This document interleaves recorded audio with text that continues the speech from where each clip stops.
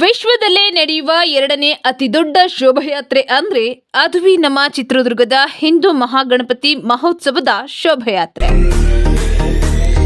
ಈ ಶೋಭಾಯಾತ್ರೆ ಈಗಾಗಲೇ ದೇಶದ ಗಮನ ಸೆಳೆದಿದ್ದು, ವಿಶ್ವ ಹಿಂದೂ ಪರಿಷತ್ ಬಜರಂಗ ದಳದ ನೇತೃತ್ವದಲ್ಲಿ ನಡೆಯುವ ಹಿಂದೂ ಮಹಾಗಣಪತಿ ಉತ್ಸವಕ್ಕೆ ಈ ಬಾರಿ ಅಂದ್ರೆ 2024ನೇ ಸಾಲಿನ ಅಧ್ಯಕ್ಷರಾಗಿ ಉದ್ಯಮಿ ಬಿ ನಯನ್ ಅವರು ಆಯ್ಕೆಯಾಗಿದ್ದಾರೆ. ಸೆಪ್ಟೆಂಬರ್ 7ರಂದು ಗಣೇಶ ಚೌತಿ ಬಂದಿದ್ದು, ಅಂದು ಹಿಂದೂ ಮಹಾಗಣಪತಿ ಪ್ರತಿಷ್ಠಾಪನೆಯಾಗಲಿದೆ. 21 ದಿನಗಳ ಕಾಲ ಹಿಂದೂ ಮಹಾಗಣಪತಿ ಚಿತ್ರದುರ್ಗದಲ್ಲಿ ರಾರಾಜಿಸಲಿದ್ದು, ಅಷ್ಟೂ ದಿನಗಳ ಕಾಲ ನಿತ್ಯವೂ ವಿವಿಧ ಪೂಜೆ, ಸಾಂಸ್ಕೃತಿಕ ಕಾರ್ಯಕ್ರಮಗಳು ಗಣಪತಿ ಪೆಂಡಲ್ ಬಳಿ ನಿರ್ಮಾಣವಾಗುವ ವೇದಿಕೆಯಲ್ಲಿ ನಡೆಯಲಿವೆ.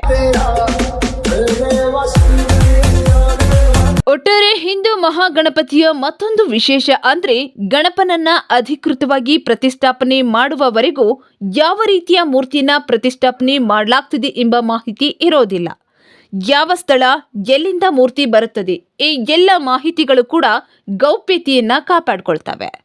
ಜೊತೆಗೆ ವೇದಿಕೆ, ಈ ವೇದಿಕೆಯು ಕೂಡ ಯಾವ ಶೈಲಿಯಲ್ಲಿ ಸಿದ್ಧವಾಗ್ತಿದೆ ಎಂಬ ಮಾಹಿತಿ ಕೂಡ ಗೊತ್ತಿರುವುದಿಲ್ಲ. ಗಣಪನ ಮಂಟಪಕ್ಕೆ ಅಧಿಕೃತ ಪೂಜೆ ಸಲ್ಲಿಸಿದ ದಿನವೇ ಜಗಜ್ಜಾಹೀರಾಗುವುದು.